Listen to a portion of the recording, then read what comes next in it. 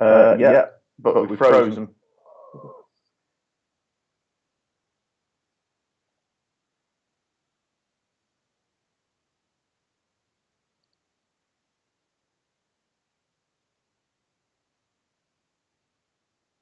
Let us know.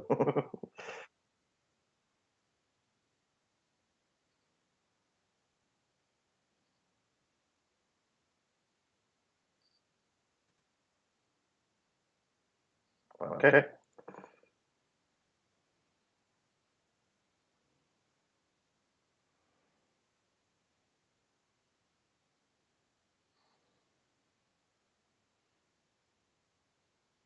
Hello.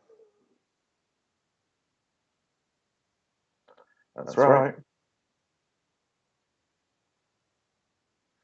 Hi, I'm Kit Tinsley. I run the Everything Fear horror channel. We do movie reviews and analysis, lists and rankings. I'm a horror author, film academic, and general horror geek.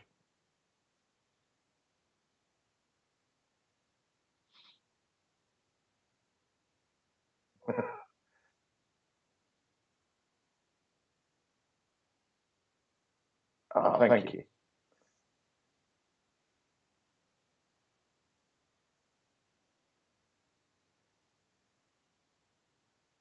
Yeah, yeah, that's right.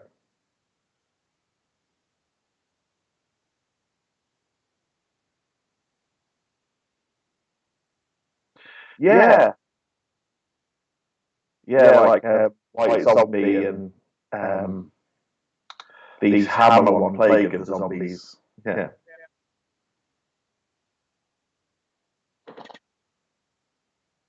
Hello.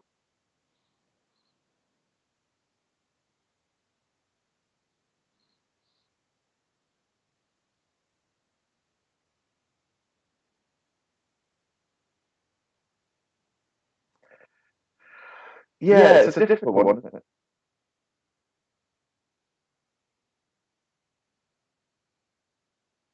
Animal attack. Or yeah, yeah, of course.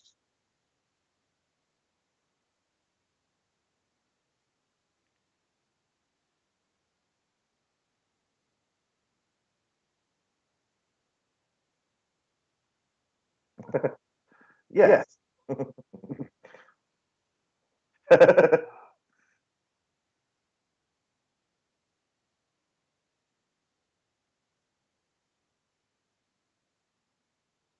Oh,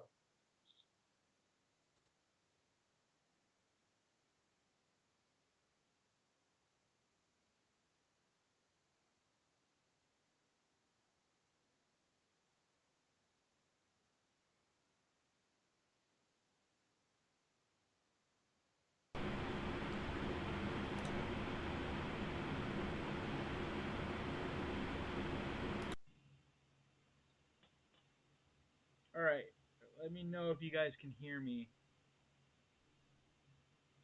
Like if all of a sudden you guys can hear me, let me know. I just got this new microphone. Like we can hear each other fine, so I'm not. yeah. All right. El Becker says she can hear me. Intuitive thumbs up. So I guess everybody can hear me now, which is Oh, that's good. a good thing. Yeah. It's funny though. We can see our OBS feed, but it's cool because they can't see all the like. I don't know. Kit, can you see the mouse and everything? Yeah, I can see all the stuff at the bottom. Yeah, yeah. So you can see exactly what I'm seeing, which is helpful. I didn't know that I could do that.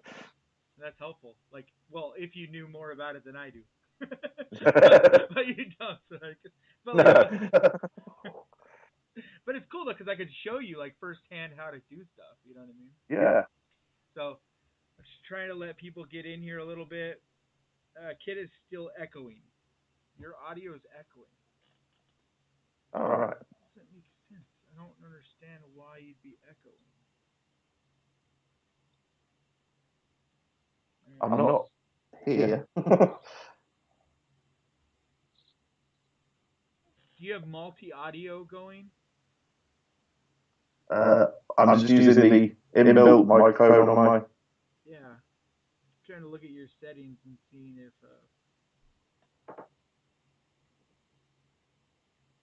it says I'm quiet. All right. I need to have this set up like I did the other day because I think I did something different this time. Okay. Live. All right, you guys. I'm gonna probably disappear here for a second because I'm trying to get some stuff sorted so we can get this cleaned up.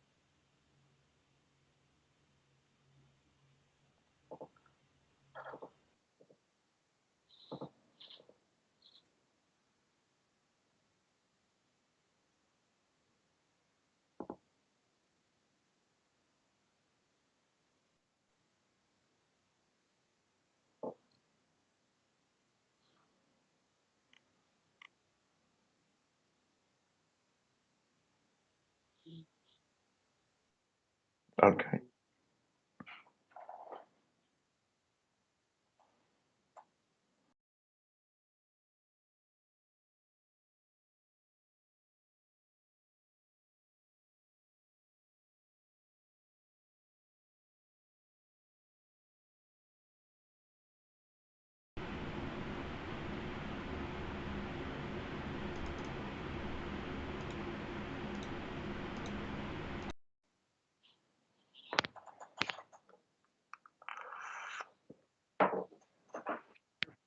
I'm back.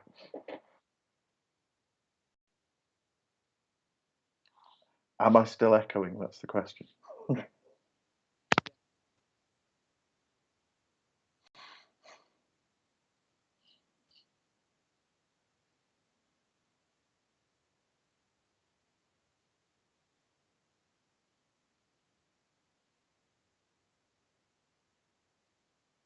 Yeah.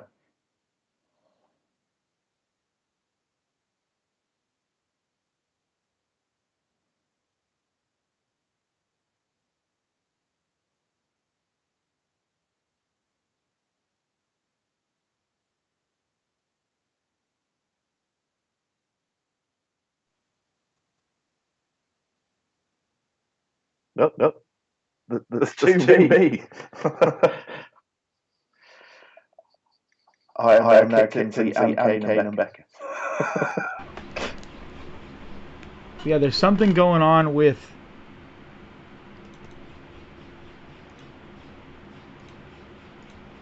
There's some.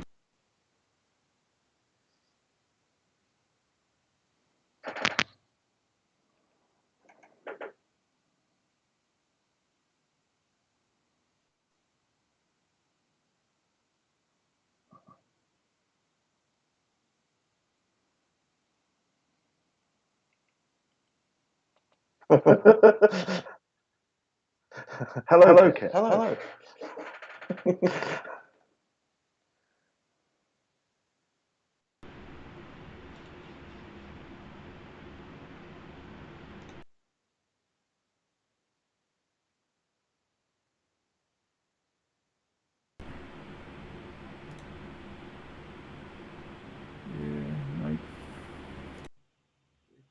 Okay.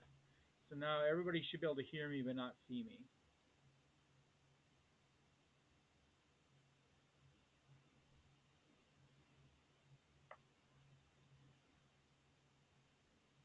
All right. Technology. Yeah. Can you guys hear me out there?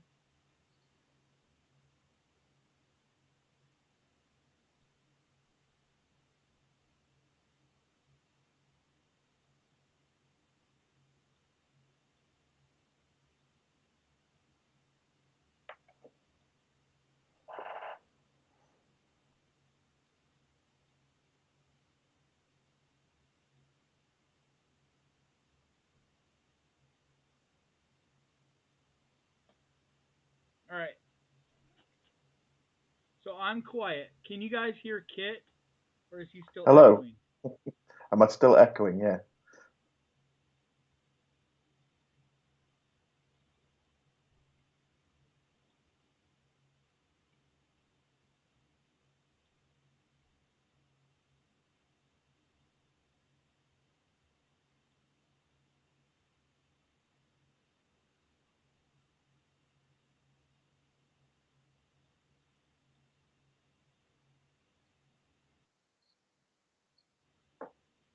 mix should be. All right. So let's see. Kit, you're not echoing. Okay, so Kit's not echoing, so we got one thing solved. Am I still really quiet?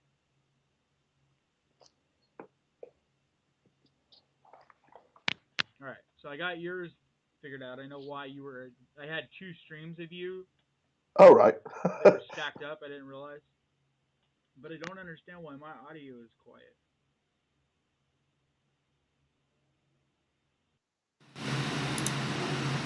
All right, guys. Am I still quiet or am I louder? Okay, I was really quiet. I should be louder now, though. My audio should be better now. Yeah, it's at the volume at the bottom. Yeah, see how that line is moving now? The audio line is moving? Yeah. So I think I just had the wrong microphone turned on. Okay, they can hear me perfect now. So we're finally up and running, guys. I don't know how much you guys heard, but this is Kit Tinsley of Everything Fear, and we are here today to give you our top 10 creature features, but not your standard creature features, but more of the animal creature features, the ones that are more real animals that have either been mutated or just extra vicious, a la Jaws, Jurassic Park type of thing. Yeah. Yay! So I said welcome to all you guys, but welcome to all you guys again. I appreciate you guys being here. This is the first time where we have done this dual live feed, so Kid hasn't done it before, and this is my very first time doing it. So sorry, there's a little bit of a learning curve, I guess. But he is from the UK. I am from the United States. I'm from California, to be more specific. So we are on opposite sides of the globe, kind of. We're not opposite, but we're a ways away from each other. Gotta love technology, though. You have. Super cool. At least a 13-hour flight away, aren't we? Yeah. Yeah. I want to learn more about how to use this OBS because I know that if I get the hang of it more, I can actually have another screen like pop up in front of us. Yeah. With like our things. Yeah, and I could write our list out and have our list prepared and stuff like that. But I didn't want to risk trying to do that and screwing everything all up. But I'm pretty sure I know how to do it now. The feed thing is the weird part, though. I don't know why. Last time I was just able to basically use the Skype feed for mine. Yeah. And so we were both on Skype, so it was basically just both of ours. But now for some reason, it's not doing that, so it's a little weird. So that's why I had to get that figured out. But yeah. Anyway, so I guess let's get started, right? Yeah. What's up, Tommy? All right. So I guess, did you want to do like our honorable mentions like towards the middle? Yeah, we can do, yeah. Okay, so let's just start with number 10 though. Okay, or I guess so. Okay, so my number 10, and I wanted to spend more time compiling this list, but I ended up just getting completely like overloaded. I overloaded myself this week. Just kind of ran out of time. Yeah, I ended up putting together some really complicated videos. Like the last one I finished getting ready this morning, and that's the one that comes out tomorrow. But I was just ended up biting off more than I could chew, so to speak. But I did get it put together. I'm just saying I would have liked to have watched some movies I haven't seen before, and yeah, done this a little for a while. So yeah. So anyway, all right. So starting off, hold on. Man, technology is just wanting to mess with me. All right, so starting off my list. Shoot. Okay, starting off my list at number 10, I have The Devil's Bat, which is Vincent Price. Have you ever seen Devil's Bat? Yeah. I love that movie. Like, it's so ridiculous. It's just this ginormous mutant bat that he creates. And that's always good, isn't it? yeah, it's super cool. And I mean, or not Vincent Price. I'm sorry, it's Bela Lugosi. I'm sorry. Yes. I think Vincent Price is Black Cat, is the one that I was getting the two swapped. But no, it's Bela Lugosi, and he creates this. Right, it's Bela Lugosi. Am I tripping? Yeah, it's Bela Lugosi. It's got to be. Yeah, you're right. All right, now I'm down to myself. But yeah, he just has this extra evilness to him in that movie, and just in general, I just love the idea of this huge bat. And another movie that's to do with bats is the movie called Bats. But out of the two, I think The Devil's Bat is a better movie. Is Bats the one with Lou Diamond Phillips? Yeah. It's pretty bad, but I don't know. I know my sister hates that movie. There's something like B-rated charming about that movie too. So but I don't know. I just like bats. I don't think they're used enough, especially like killer bats. You know. No, I mean you get them in the vampire movie. Exactly. That's about it. All right, your video has been. My videos have been awesome. Thank you so much. Let's see, oldie but goodie. And Method Makeup says, Bats was pretty bad. Yeah, I know you don't like bats. The accents, ugh, it's so bad. All right, and then what is your number 10? My number 10 is The Swarm. The Swarm. See, that's one that I wanted to see and haven't seen. 1978, Michael Caine in it. Mm-hmm. And the reason for that is I have this very strong memory. There's a scene where this kid who's been attacked by the swarm is in hospital, and he starts hallucinating, and he sees this giant bee appear in front of him. And it was back when I was a kid. It was on TV. Yeah. And at that exact moment, back in the days before remote controls, my dad had asked me to go over and turn the TV over. And this giant bee appeared on the screen just as I got to the TV, and I literally leapt back across the room. That's awesome. And I've had a fear of bees since. Wow. See, those are the things that I love so much about the horror genre, is like having these memories that kind of like these time capsule connections to all these different movies. Because and it's cool because I feel like I'm always building them, like just going this week and seeing Willy's Wonderland. Like, it was so horrible weather, and dealing with security at the drive-in, and just all the different things that'll forever be connected to that movie, Yeah. And I love that kind of stuff. So let's see what anybody out there is saying. Let's see. Dylan says, that's an awesome movie. The Devil's Bat is awesome as well. And you guys are welcome to chime in any movies that you recommend, or your favorite creature features too, like as we go. Absolutely. So like if we talk about one and you're like, hey, that reminds me of one, we want you guys to be a part of the conversation as well.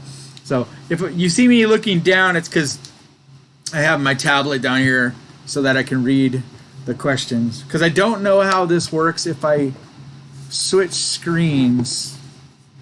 I think we see something different, but I don't know if they do.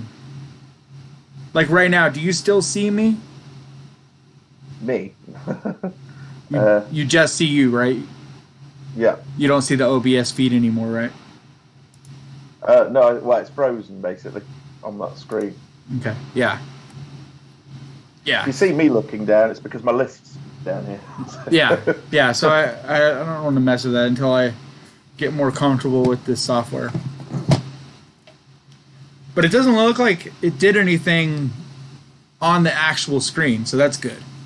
So like if I go and open different pages, you see something different, but at least it doesn't affect what they see. It looks like they're just going to keep seeing this feed. That's good. All right, so my number 9 is, okay, and this is the original version, and I don't remember I really should be looking this stuff up, but the original, here, I'm going to look up I'm going to do this the way you're supposed to, and I should have done it ahead of time.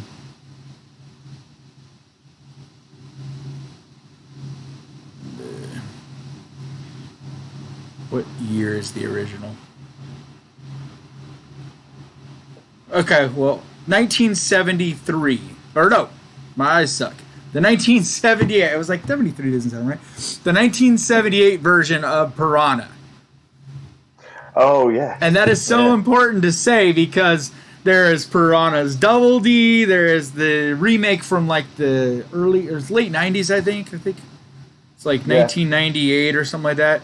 Or no, it's 1995. 95. And actually the 95 version is charming in its own way too. Yeah. But Piranhas is actually really good. And it's the only Jaws ripoff that Steven Spielberg has respect for. He's always said that of the creature features that came out trying to jump on that whole Jaws stuff, that was the one that he respected because they did it like different and it had more of an originalness to it and stuff. And you know, it's cheesy, but it's just fun, isn't it? Yeah, and it has just enough realism that it actually is scary to me. Like I remember being a kid and we had a swimming pool in my backyard, and I used to have these weird like visions of creatures and things being in the bottom of the swimming pool and coming up and getting me and stuff. And I just remember thinking that piranha would just be the most scary thing. That all of a sudden I'm swimming around and the pool is just full of all these piranhas chewing me up. Yep, that would be terrifying. Yeah, totally. But if you like nudity, Jaws Double D is a good one. That's like the most nudity in a movie I swear I've ever seen. Like, it's ridiculous. Well, my number 9 is the film Burning Bright from 2010. Burning Bright? Yeah. I don't even know what that is. It's about a young woman and she's looking after her younger autistic brother, and basically they're trapped in their house with a tiger. Whoa. Wow. Yeah, I'm looking at it right now. Become, apparent later on, but yeah, they're trapped in the house with a tiger. Dude, that looks terrifying. Yeah, it didn't do overly well, but it's quite a tense film, and the tiger special effects are done really well. So, is it? Do you know if it's American or is it? Yes, I think it is. Yeah, because I've never even heard of that movie, but it actually looks interesting. Yeah, so it came out in 2010. Yeah, very cool. That's why I love lists like this, because you always find out about movies. Yeah, that you haven't heard of. Let's see, any input on the feed. Tommy says, we can see everything. It's good. All right, cool. Night of the Demon from 1957 is a very underrated monster movie. Night of the Demon is more of a monster movie, though, right? I'm trying to remember that. I know I've seen it. I don't think Night of the Demon is quite like what we're talking about, though, because we're not talking about monsters. We're trying to talk more about, like, sort of realistic animals, like, where they could be real in some way. Kind of like Piranha, where it's like a governmental test gone wrong sort of thing, but piranhas are still a real animal. So we try to narrow this down to that, because this all kind of started when Kit posted in the Ghost Pirate group and was saying, like, what do you guys consider creature features? Like, what is, where did this type of creature feature, what is it called? Because it's like, it really should kind of be its own subgenre and not just creature features. Because creature features can include everything from, Frankenstein's monster to Dracula, like, so anyway, so that's how this kind of started. And then we were both going to do a list like this, and so I was like, we should just do this. Yeah. And it gave us an excuse to try to figure out how to do this technologically too, so. Yes. All right, so is that back to me? Yep. Where are we at? All right, so some of these on my list, like always, the bottom half of my list a lot of times is more to do with fun and what I don't necessarily consider to be good movies. And I get people talk crap to me all the time because they're just like, how could you put, like in my space list, how could you put Jason X, like it's such a bad movie? And it's like, but that's the point. Like, Yeah. when it's a list of my favorites, I like everything from really good movies and stuff that causes me to think, and you know what I mean? Like, that's a really quality movie that sticks with me, has great story and acting and directing and everything, right? But then I also really enjoy just stupid fun movies that are not meant to be taken serious at all and are just about a good time, you know? And so I always kind of try to do the bottom 5 because I can't do top 5 to me. Those, I always save my top 5 has got to be more of the quality stuff, you know what I mean? But when I'm doing my bottom 5, a lot of times I'll just kind of list off ones that are more fun. So you're really heavily justifying this pick, aren't you? Yeah. No, I like to preference my list in general. I usually start off by saying this kind of thing. This one's not that bad, but there's a couple that are not great. Anyway, next up is Lake Placid at number 8. And I love it. It's that stupid, old-fashioned creature feature. And recently there's a movie that was a lot like it, and I think it's actually maybe a better movie. But since Lake Placid is a little more stupid and more fun, and I have more history with that, I went with that instead. But the newer one is, I just spaced on the name of it. It's that girl is stuck down in... That's on my list. Yeah, I can't remember but you know which one I'm talking about then? Yep. Okay.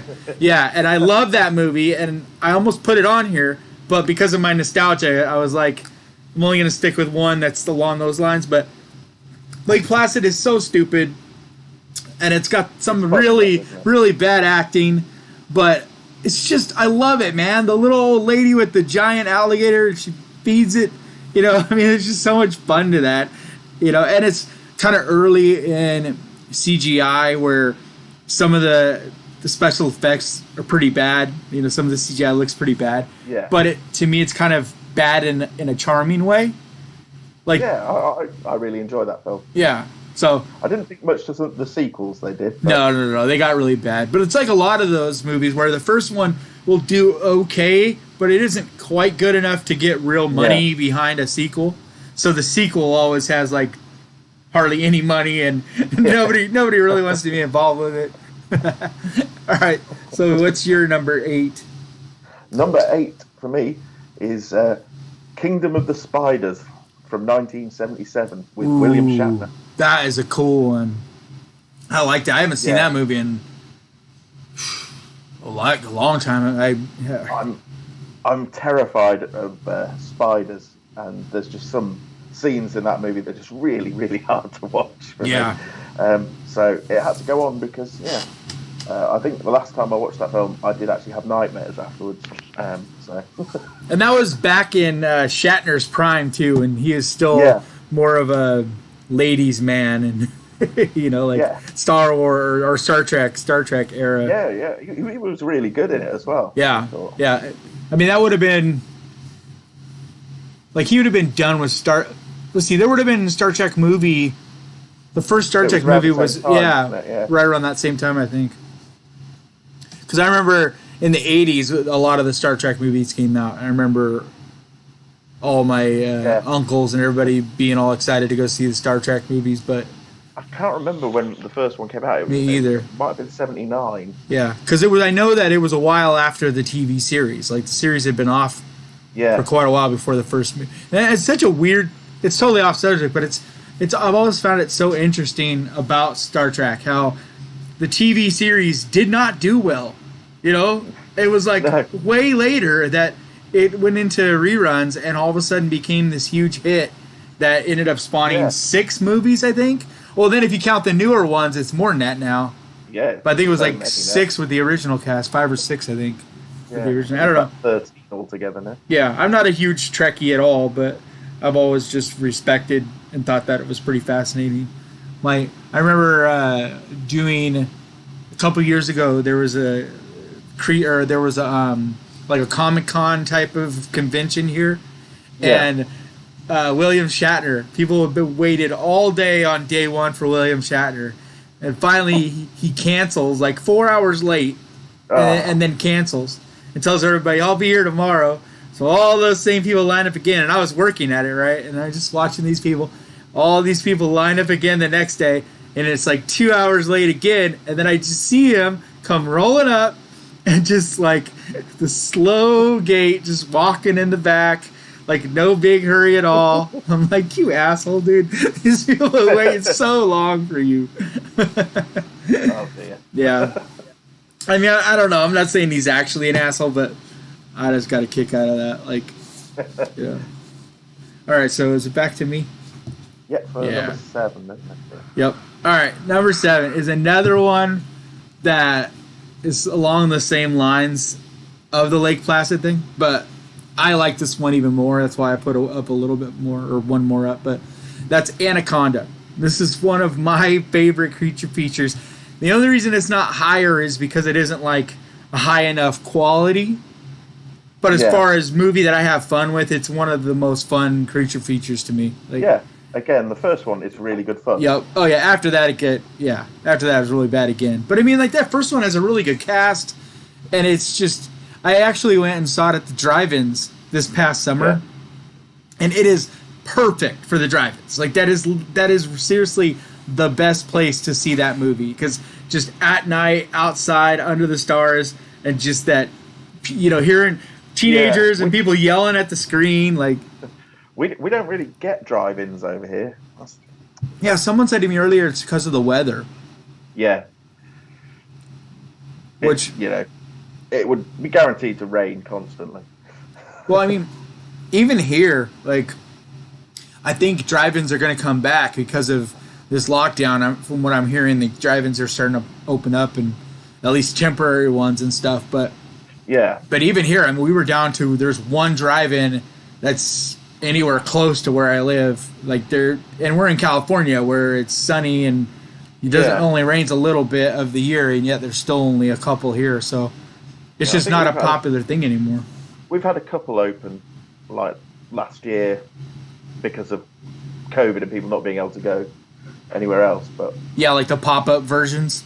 Yeah. Like they did this thing in Southern California where they had these giant inflatable screens where it was literally like a balloon. It was just this huge screen. It would blow up and they'd project onto it, and then they'd deflate it at the end. That's amazing. I want one of them in my garden. Yeah, that's what I was saying. Let's see if we got anybody. Come on, guys, you need to input your favorites. I'm not seeing any other suggestions. All right. Here we go. Food of the Gods is a great movie with giant animals. I don't remember that movie, and that's from Louise. Let's see. Author Becker says she loves Lake Placid. Dylan, I had to be honest. I had to be honest, but animal horror movies aren't really my thing. I guess I had to choose one. I would select Creatures from the Black Lagoon. Yeah, I love Creature from the Black Lagoon. I almost put it on this list, but I didn't because I felt like it was just like it wasn't an animal that really exists. So I tried to stick with ones that are all animals that could exist, not like some Bigfoot type of creature, but like an animal that we know for sure exists. I tried to stick with that for my list, but yeah, it's one of my favorites. So, my number 7 is a great recommendation for people who don't really like animal horror movies, because it's just such a great movie and such a beautiful movie, and that is Razorback. I have heard of that, but I haven't seen it. That's about the wild hog, right? Yeah, it's about a giant wild boar in the Australian outback. Is that actually an Australian movie? Do you know? Yes. It was from 1984, and it was directed by Russell Mulcahy, who did Highlander, the first Highlander. Oh, the movie. Okay. Yeah, and it's just got some lovely cinematography, beautiful shots of the Australian outback, and this wild boar is terrifying.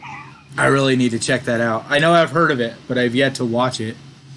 It's really sort of you like things like Near Dark or the early Michael Mann films like Manhunter. Oh, okay. It's got that sort of 80s neon-y sort of. Does it have that kind of pacing, or? No, it's got a bit more of a fast pace to it than those films. Okay, but that look. sort of look. Yeah, very 80s, very stylized, but really, really nice. That's cool. I need to check that out. I need to write these down. Okay, well, let me see. Razorback. I'll message you my list later. Yeah, for sure, because I definitely am going to watch that. All right. When was the last time you watched it? It was quite a while ago now. I recently got it on Blu-ray, but I haven't watched it since I got it. So it's one that's due for a rewatch soon. Is it? Do you know if they've done like a modernized, like higher quality version of it, like the Blu-ray? Is it a high def version? I think it is a remaster. Nice. Yeah. I love that. Like last night I was watching Joe Bob Briggs on Shudder. Yeah. And they had a oh man, I just totally spaced it. It's what's her name? Something in the T-Rex. Tammy and Tammy and the T-Rex. And man, what a fun movie! But it was so cool because they were talking about it, and I guess the original cut had been lost until just like a couple years ago, until I think 2018, and finally the original cut resurfaced because the original cut, the dude who got a hold of it just chopped it up and turned it into a PG-13 movie. All right. And it was just like everything, like the movie that we have watched our whole lives is missing a ton of gore, and it's just a very different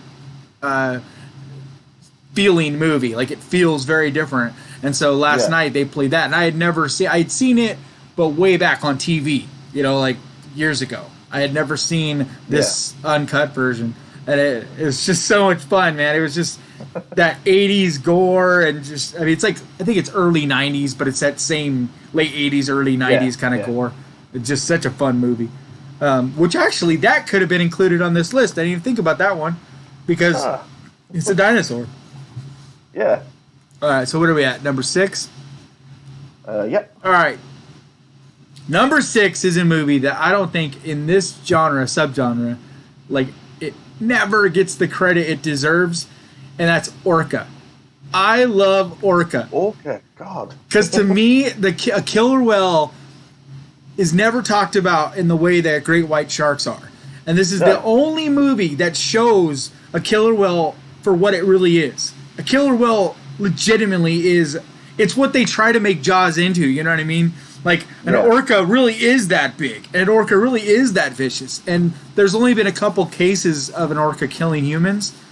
But it is possible for an orca to turn on someone and kill them. And it would be so much more terrifying than any little piddly shark, you know what I mean? Yeah, they're enormous, aren't they? Yeah. It's bloody, and it's that fun, late 70s, early 80s gore. So, and my sister actually mentioned this movie to me the other day, and I was like, I totally forgot about that. So when I was making the list today, I was like, gotta put that movie on there. Yes, yeah, great choice. What do we got? I've not seen that for a long time. Yeah, Cujo. How did I forget Cujo? I totally forgot Cujo. Good call, Louise. Cujo's on my list. Well, you're not supposed to say that. All right, okay, what's your number 6? Number 6 is back to spiders again, I'm afraid. And it's Arachnophobia. Ah! Nice. That almost... okay, we're gonna get to our own lines. Okay, go ahead, sorry. It's just a fantastic movie, isn't it? I mean, for a PG movie to be that intense and creepy, and the real spiders. I always find in that the real spiders they use far more frightening than the mechanical one at the end. But definitely. I think that's a lot of what makes that movie so scary to me, is how many real spiders are throughout that movie. They're just, you could just feel them crawling on you. Coming down on all the windows, and like there's no way out of the house. And that's also one of the youngest, like the earliest horror movies I ever saw. Like, I wasn't supposed to watch horror movies, and I snuck over to my friend's house, and I was probably like maybe 9, like 8 or 9, something like that, and watched it on VHS at his house, and it was just, I remember I have nightmares about spiders for days. Yeah.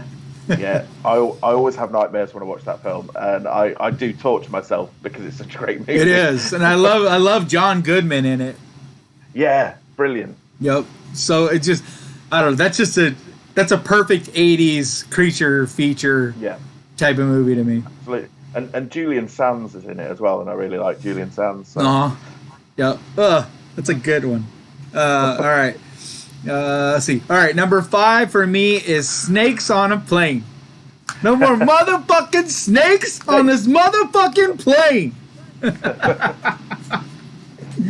All I can say is Samuel L. Jackson. I mean, that movie is, to me, kind of like Anaconda. It's just a blast. And it's newer. It's like not quite as old as, but it still has that campy, like that old school creature feature feel about it.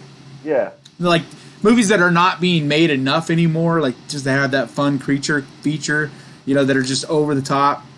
That's right, but it did it with a bigger budget than most of the ones that come out now, doesn't it? Exactly. So. Yep. I think that's the other thing too. Is it was an actual pretty big budget with I mean Samuel L. Jackson's a big star, like and I forget who else was in it, but there was a few other faces that were recognizable. It wasn't like one of these made for sci-fi movies. Yeah.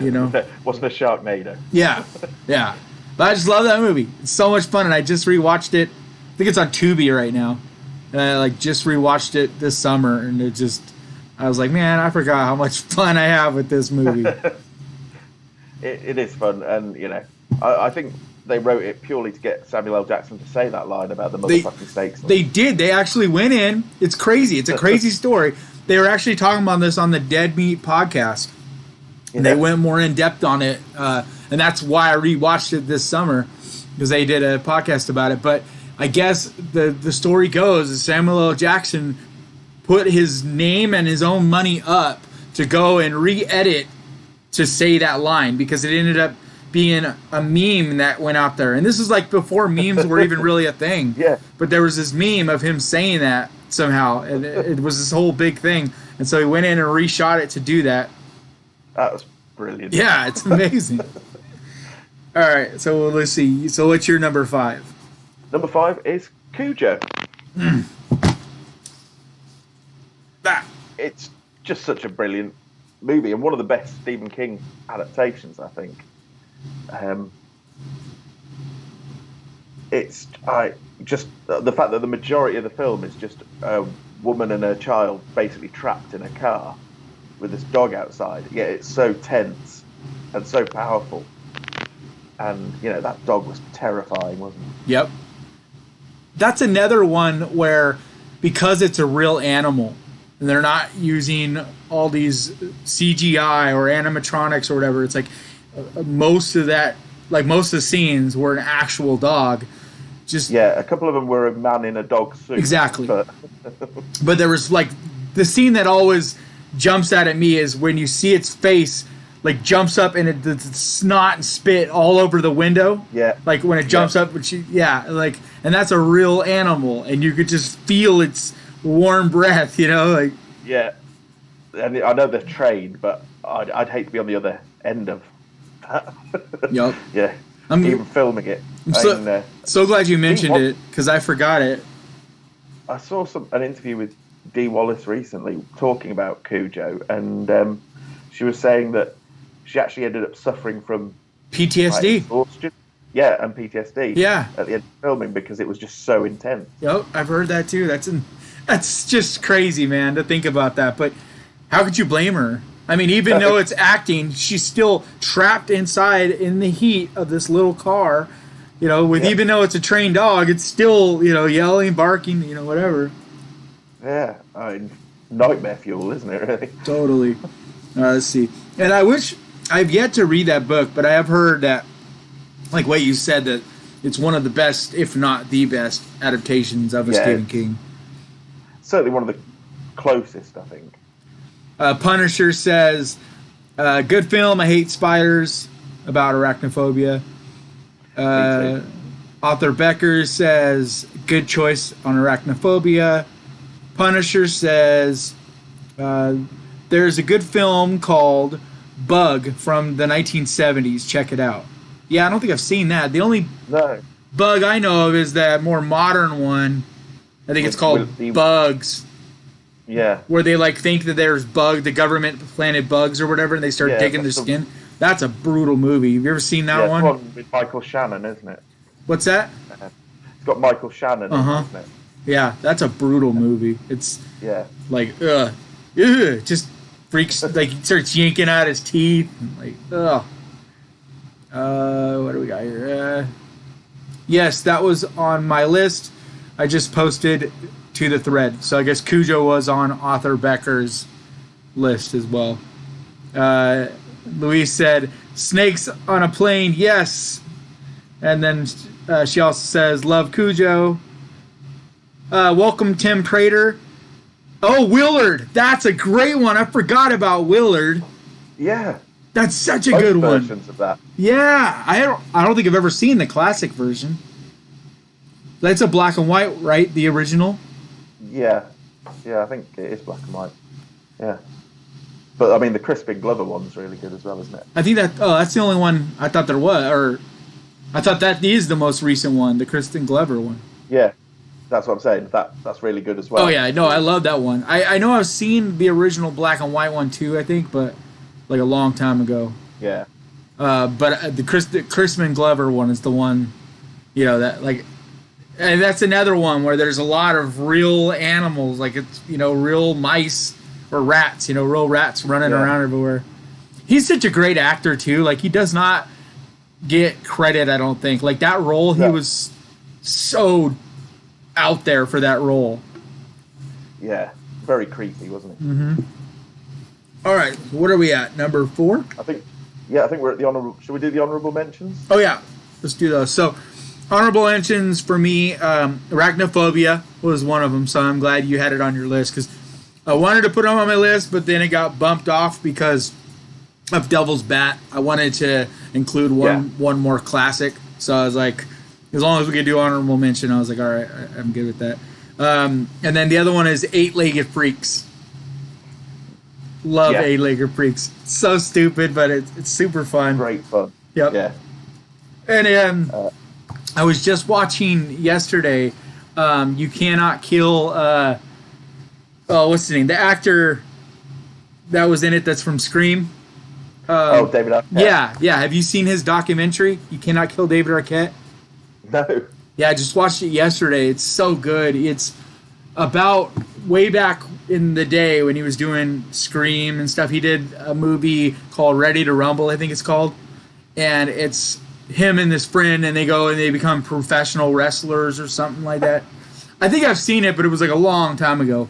But anyway, back then, the WCW, the professional wrestling thing, actually made him champion, and it's all fake, but he became an actual world champion, and I guess the world of wrestling has hated him ever since, because it's like he didn't deserve to actually wear that belt. And it's like he made a mockery of it.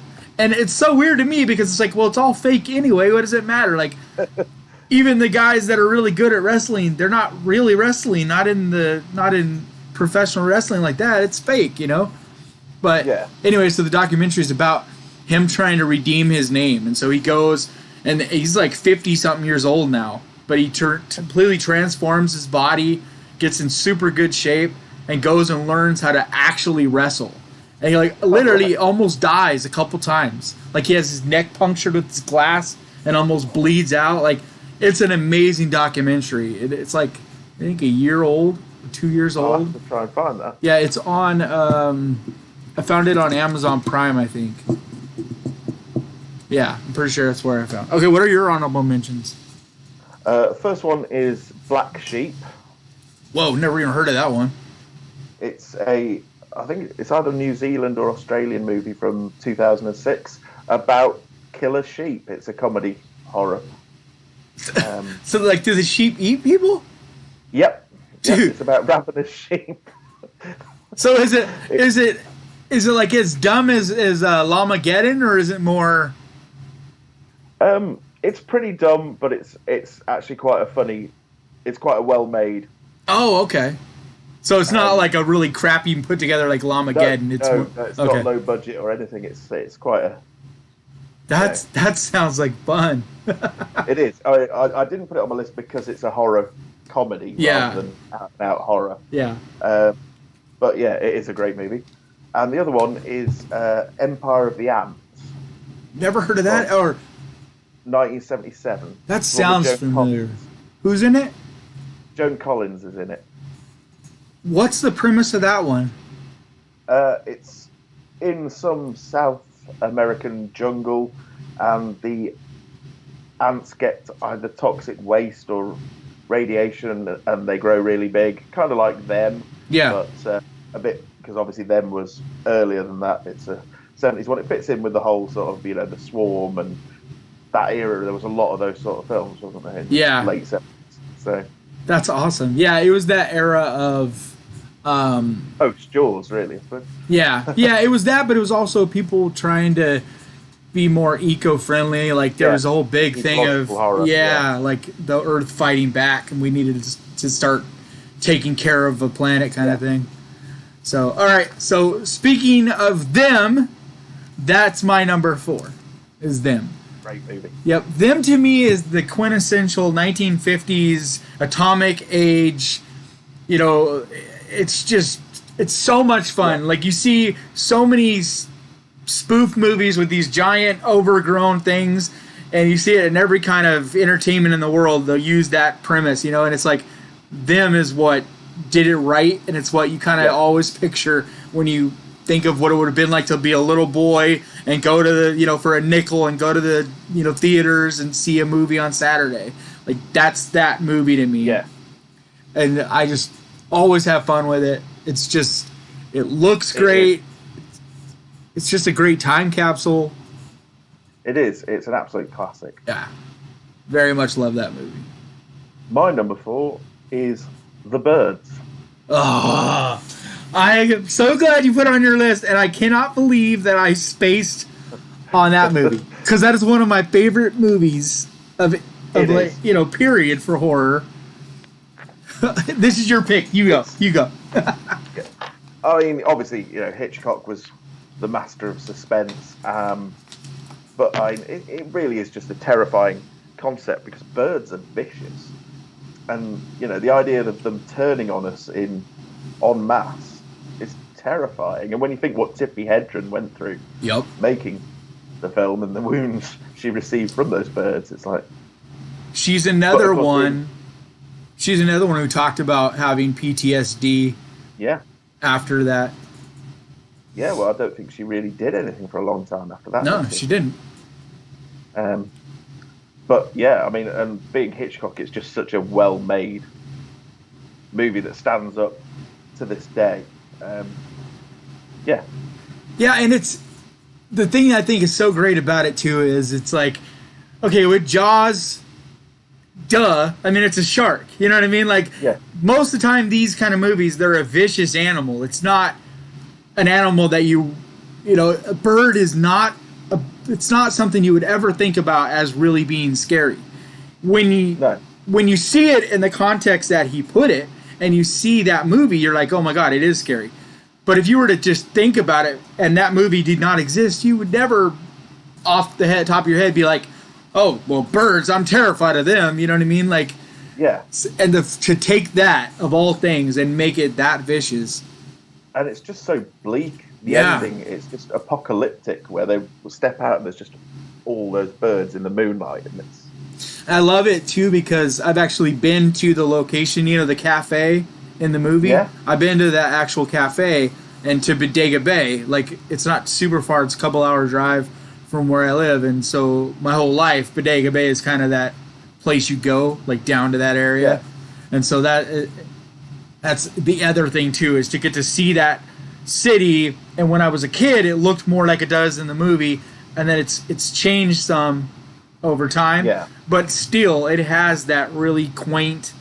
Like, it's a real place. You know what I mean? It's not like a lot of movies where it's like they made it. Like, it really looks and feels in a lot of ways like it does in that movie. And I think that's the other thing that is a time capsule and a beautiful thing that isn't going to always exist. But I love the ocean. I know it's a thing we're probably getting onto in a little while, but that's another thing I really like about Jaws is that sort of the realism of, Amity Island. It's just, I know it's not a real place because it's actually Martha's Vineyard, isn't it? Yeah. But it's just such a wonderfully real location. Exactly. I think that's something that can be said too for like some of the best horror movies is the location. Even if the location itself isn't the villain or it isn't a character in the movie, picking that right location, it kind of really can make that character, like, yeah. I mean, because think about Jaws. It wouldn't be the same movie at all if it wasn't in that little world that it is set in, And the same with the birds, if it wasn't in that little quaint, peaceful, like if the same movie happened in New York City or something, it could have still been scary, but it wouldn't have been that same level of, exactly. It was really this invading like this peaceful, quiet place rather than, a big noisy city and. Exactly. All right, so now we are at number 3. Yep. All right, number 3 is, it's not just one movie because there's been multiple versions of this movie that I love. I'm listing the original, and that's King Kong, okay? Yeah. But I love all the versions. I'm not someone who talks shit about different versions. Like even Kong Skull Island, I loved that movie. I really like the Jeff Bridges. Yeah, that's what I was going to say. That's when I was a little kid. It's the only movie before my eye got messed up that I saw a movie in 3D. And way back in the 80s, it was on regular TV, and you could go to a gas station and buy a little pair of 3D glasses, and it was like a whole big deal on a Saturday night. Yeah. It was like one of the first times a movie had been put on regular TV in 3D, and so we all huddled around the TV. It was like, I don't remember what year, but early 80s, and just sharing this pair with my sisters, and I think sharing it with my uncle or whatever, but just watching this movie. And I've always been a huge fan of Jeff Bridges, like everything from, I mean, one of my favorite movies ever is Big Lebowski. You know what I mean? Like he's one of those people that was awesome way back then, and he's still awesome now. Yeah. So, just love King Kong.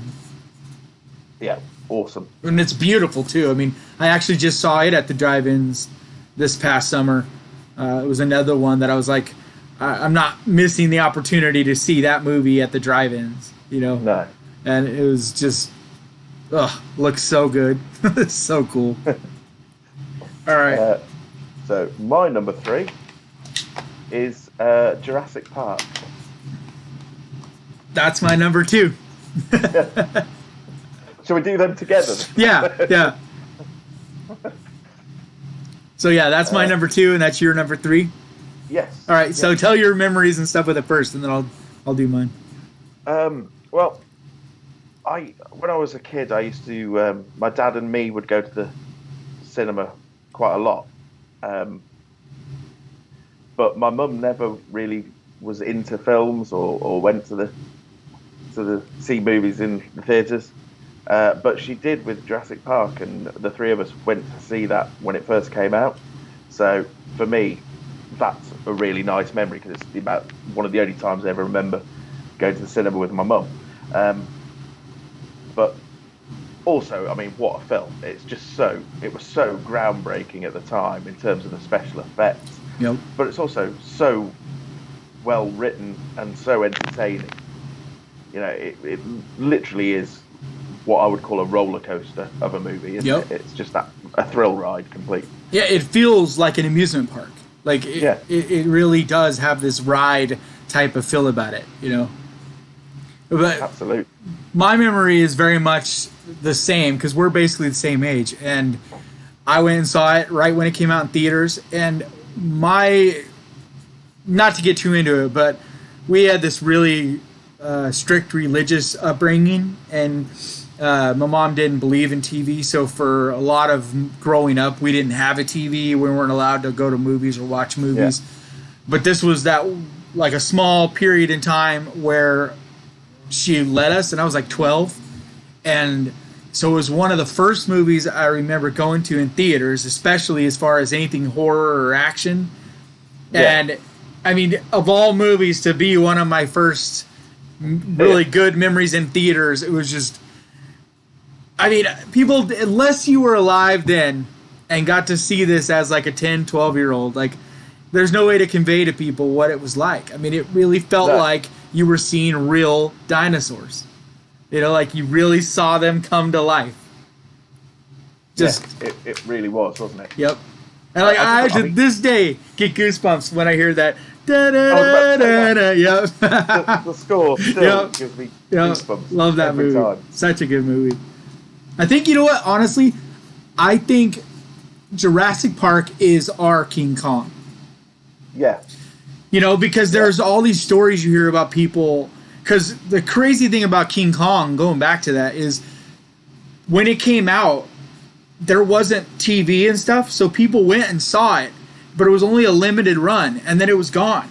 And so people would actually telling like their children, you know, and it was like this story that was passed down about this amazing movie that, you know, with this, you know, and people actually thought that people were making up a lot of the things about the movie because they were making it sound so amazing. And then when it was finally re-released again, I think it was 12 years or something like that, when it was finally in theaters again, and like their kids were grown up hearing about this movie, and they were able to go see it, and it's like such a trippy story. But it was like I think Jurassic Park is kind of our version of that, you know, like that. It is, yeah, you know, definitely. So, all right, and that was your number 3, and that was my number 2. Okay, so then we're back to you at number 2. Yeah, my number 2 is Crawl. Love Crawl. So you were talking about earlier. Yep. With the alligators in the Louisiana swamps, isn't it? Florida. It's Florida, isn't it? Yeah, the hurricane. Yep. Yeah. It's. I mean, yes, it's completely over the top, but what I love about that film is it's another one like I know this is one you really like, but Underwater, where the action starts almost instantly. Yep. You know, so quickly into the movie, the action starts, and then it never lets up its tension throughout. And Crawl did that as well. It's just so intense. I love that movie. I love that movie so much, and like I probably should have put it on mine, but like I didn't want to put 2 giant alligator movies, and so I was like, all right, I'm gonna go with the fun. But I love that movie. As far as newer creature features, it's the best newer creature feature to me. Like it's, you know, there hasn't been anything else to me that captures, you know, that, because to be a good creature feature, it has to be a little over the top. You know, it can't be realistic. I mean, I guess it can, but it just doesn't have that same fun if it's not a little bit ridiculous. And like also some of the shots that they did in that movie where you're like underwater, submerged, seeing the crocs, like, you know what I mean? Like some of those shots were so cool. Like I hadn't seen anything done like that where you're like above water and then below like this, you know what I mean? And like you're seeing underwater like that. It's very cool. It is. It's really well done. It was Alexander Aja, wasn't it, who did the Hills Have Eyes? Yeah. Yep. Remake, and well, I think he did the Piranha remake as well. I don't know about that, but so let me catch up on some of what people have been saying before, because we're down at number 1, right? We're both at that one. Okay. So let's see here. There's a movie called Ben about the rat. I don't know what that is. Yes, there is a movie called Ben about rats. Yeah, I haven't heard of that. Let's see. I haven't seen it. I've seen it, but I've not actually watched it myself. And then Tyler says, animal movies, Link was awful but excellent. Link? And Night of the Lepus was awful as well. I never heard of Link, so I don't know what Link was. But I think he's talking about like campy B-rated creature features, you know, which there's so many of those. Like there are. You know, I did a TUBI roulette, which I think I want to do again here soon. But the idea was go to Tubi, my Tubi app, and just spin it, and whatever creature features I landed on, I would watch. And I did that 5 times and watched 5 horrible B-rated, low budget, and like I saw the movie Creature, I saw a Croc. I don't know. There was a couple, and they're just so bad. But it's fun doing that because it's like, there's so many on Tubi to do. Like I highly recommend doing that. Like if you're bored and looking for something to do, like Tubi is so deep. There's so many movies on there. Let's see. Arthur Becker, The Birds is one of my all-time favorites. Made my list too. Luis said The Birds is brilliant. Punisher said The Birds is a classic, like Psycho, exactly. Punisher says Hitchcock was the first to do a slasher movie. Some people say Halloween, which is not true. I think the first slasher movie by most movie historians is Peeping Tom, I believe. Peeping Tom, was that? Because I think Peeping Tom predates Psycho. Let me just check that. I think because they came out the same year, I think, didn't they? Yeah, maybe. Yeah, both came out in 1960. Yeah, but I think Peeping Tom is considered to be the first. Just a few months ahead, didn't it? Yeah. Nobody that really is into film considers Halloween the original slasher. Halloween is the original to popularize. It popularized. It took slashers. Yeah, it made it into the mainstream. It's like before that, it was like a grindhouse type of thing. Like only weird people would want to go see a slasher type of thing. Which I guess we are still weird, but you know what I mean. Yeah. I know I am. Yeah. I've always wondered like what it was about Halloween though, like that brought the masses in like it did. Because I think because very much like Hitchcock, Carpenter is a master at suspense. Yeah, the pacing. Building things. Exactly. In fact, in some ways, I mean, we often talk about it, but The Fog, for me, is almost perfect. Love that movie. When I used to teach film production and video production, I'd often have students come in and asking, what do you do to make a good horror movie? And I just used to tell them, go and watch The Fog, because like literally everything you need to learn about pacing, story, lighting, tension building is in that movie. So yep, I've never understood why that movie isn't considered more of a masterpiece. Like, I mean, I have it sitting right there. Like, I have a poster. You have one too, right? Yeah. Yeah, I mean, I love that movie so much. And talk about the worst remake ever. I think the Fog remake might be the worst remake. The only one that would rival that up there would probably be, speaking of Psycho, would be the 98 Psycho remake. Yeah, the Vince Vaughn. Yeah, but I mean, like for different reasons, yeah. but still, they're both abominations of remakes. All right, so let's get to our number one. We probably both have the same number. I have a feeling they're both the same one. All right. Yeah, we'll say it on 3. 1, 2, 3. Jaws. Yeah. Yep. There's a little delay, but yeah. You go first. Yeah, I mean, when you're talking about the sort of animal attack creature feature movies, I mean, it is the masterpiece, isn't it? It is the classic. And everything about it is so good. Again, with tension and world building. And I mean, it takes so long for anything to actually happen in that film, but it never gets boring. Nope. And, like they've often said, the fact that the robot shark didn't work properly actually made the film so much scarier, not seeing it as much, and it being the music that made the shark. Yep.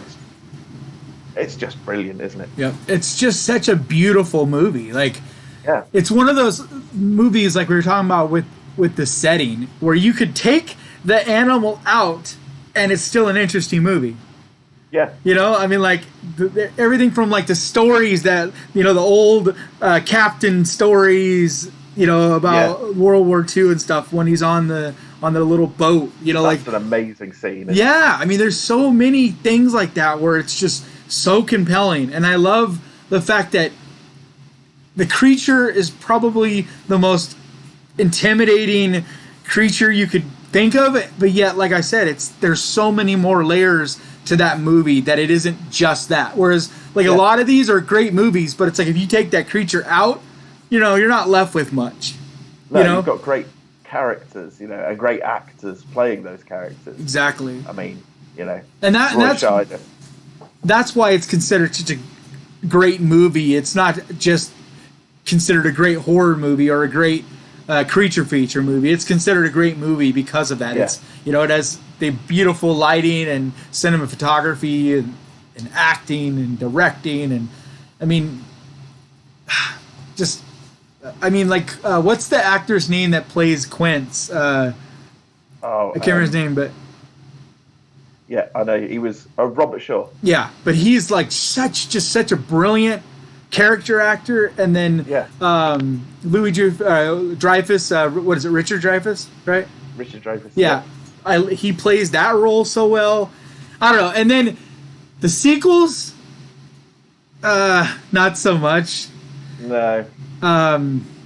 There's other. By the time you got to Jaws: The Revenge. Yeah. I mean, I think the sequels are worth watching if you're a huge fan of the original, just to have seen them. But I have seen all of them. Yeah, but I don't. Yeah, at one time or another, I've watched them all. Like, I think I had a couple of them kind of on in the background watching them. Yeah, they're sort of. They're films that I would never deliberately rewatch, but I might leave on if it's on TV. Yeah, you know. But I can't imagine being a fan of horror at all and not having watched Jaws. To me, there's only a couple, but it's one of those staples. Like, if some kid walks up, some 13-year-old kid, and he's like, "I just discovered horror because I watched It. What are some horror movies I should watch?" Like, you know what I mean? Jaws would be on that list. Well, my eldest son, he's 9, and he's obsessed with sharks, and we let him watch Jaws recently, and he thought it was brilliant. So. Yeah, I love shark movies too. I mean, there's been some pretty decent shark movies as well. Like this summer, I'm gonna do the Shark Week. Oh yeah. Yeah, we should do this and do our favorite shark, like our top 10 shark movies. Yeah, I mean there are some really good ones other than Jaws, but Jaws fun is ones. The masterpiece. Yeah, it's definitely the best. But I think shark movies are more like fun than they are good. Besides Jaws, you know, there's really only a couple that are good. Most of them are just fun. Yeah, I mean what was that fairly recent one with Blake Lively? Yeah, I have it right back there. The Shallows, right? Yeah. Yeah, that was a really good one. Yeah. But other than that, there isn't much as far as like a good movie. No. But there's some fun shark movies, a lot of them. Yeah. I remember seeing, I think it was probably a TV movie about the USS Indianapolis, the story that Quint tells in Jaws. Yeah. Where they're in the water. So I remember seeing a movie about that. Yeah, that's the thing. It's a real thing. Like, it wasn't a made up story. It had Richard Thomas in it out of the Waltons and the original It. And I mean, you can't come up with a more terrifying story than that. Like, no, you know, that's just the way. That surviving a battle and then ending up just. Yep. Hopefully it was quick. Yeah. All right, so let's see what some people said. All right. El Becker, Crawl was excellent. El Becker, the Fog remake was so bad. As was the Psycho remake. Yep. Tyler says, so Link was about a killer chimpanzee. And Night of the That does sound familiar. Yeah. I think I have heard of Link, because Link representing like the missing Link. Yeah.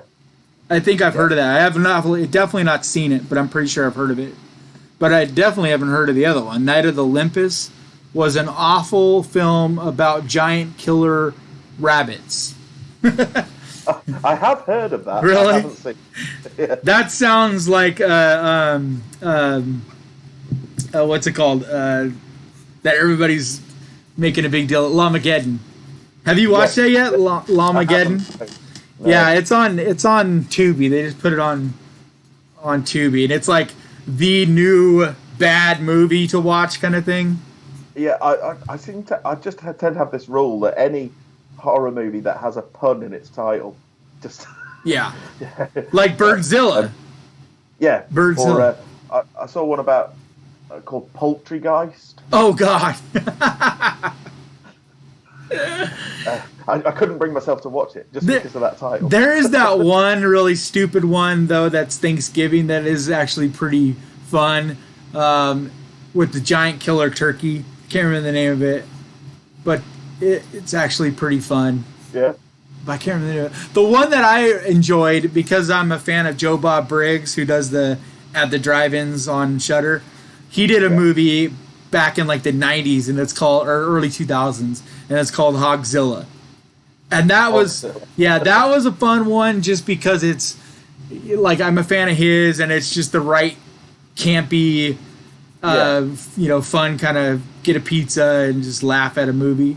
But I'm not a huge fan of the cheesy, goofy ones, like where it's to that point, the low budget. Like I've watched, I don't know, I think I've watched a couple of the Sharknado movies.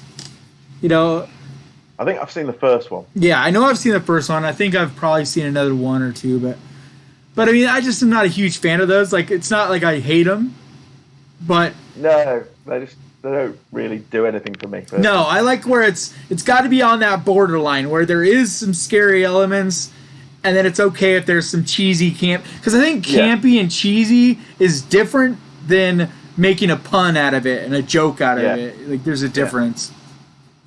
I think that's kind of where a lot of people misunderstand. Like, you can do it campy, but there's got to be a certain amount of reality. If you completely throw reality out, then it isn't really. That's right. It kind of isn't that funny anymore. It's just kind of dumb.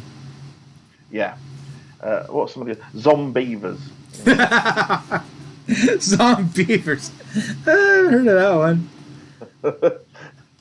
Let's see. Punisher says, ISA, ISWA. I saw. That was a good one. I don't know. Either that or he just smushed them together, but I don't know if he's... Alright, let's see. So we're probably going to wrap this up, but if you guys want to do a quick Q&A, we can hang out for a little bit, a few more minutes, answer some questions, right? Yep. So what do you have next up on your channel? What's your next video you're dropping?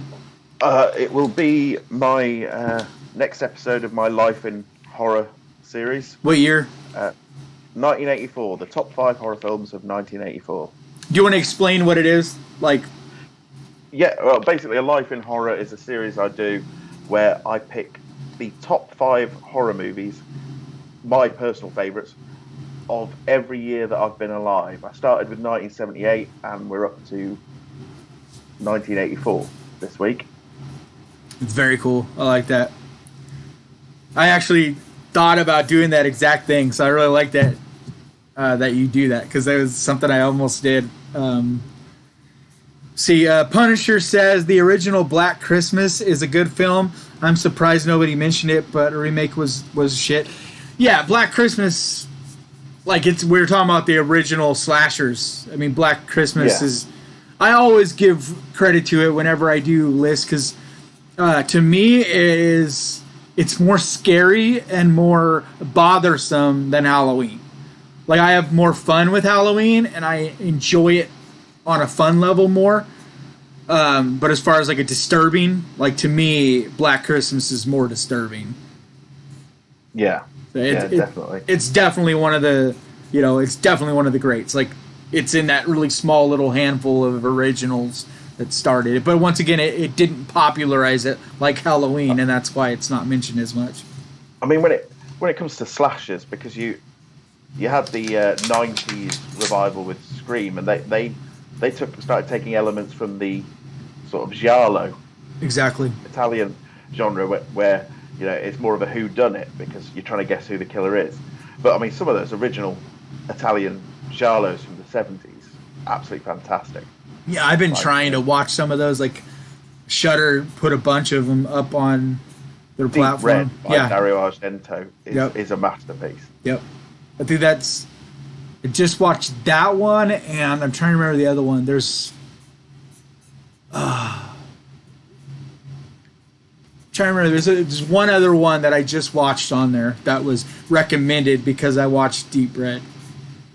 Yeah, it's hard to remember because they have some really weird titles. Exactly. That have nothing to do with the film. Exactly. They're beautiful. Like, that's the thing that always jumps out at me. I mean, my favorite is Suspiria, of course. Like, But there are definitely other great ones, and I've been told by a lot of people that there's better giallo ones than Suspiria, but I've yet to find one that I liked more. But like, it's just such a gorgeous movie. Like, it is. And I've done visual art for the last decade, and it's like I can't help it. Like, color is so important to me, and the color in that movie is phenomenal. It's amazing, isn't it? It is a work of art, really. That film. I mean, Deep Red as well. That's got some gorgeous. Yep.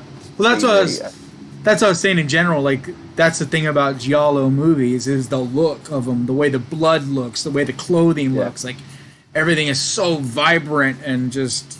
It's beautiful, but they are quite brutal as well. Very, very. But it almost feels surreal. Like, the violence feels different. It doesn't feel quite real. It has that real, like, dream-like kind of quality about it. All right, let's see if we got some questions.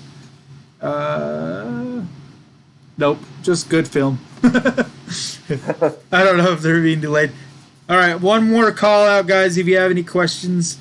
Otherwise, we're going to wrap this up for the day. And if you guys want to have more of this conversation too, the Ghost Pirate group, we always love having conversations like this on the feed. So, and we both are in there quite often. Yep. So, and then his channel, I'll put, like, after this video is published, I'll put it down in the description. But it's Everything Fear. So, if you want to go now over there. But yeah, I think it's the only thing that comes up it's the first one that comes up if you type in Everything Fear. So. Yeah, it is. It is. That's because that's how I found it a while back. All right. All right, I think that's going to do it. Like I said, I'm dropping my next video tomorrow, which is my next episode of Horror Movie Foods. And then you were dropping your... 1984 will be on Monday. On Monday, okay. Everything Fear, and then you're already on this channel. But we will do this again sometime in the future. Yeah, definitely. And like I said, you can find us easily enough in the Ghost Pirate group. And like always, guys, thank you so much for watching. And horror can be fun. See you guys.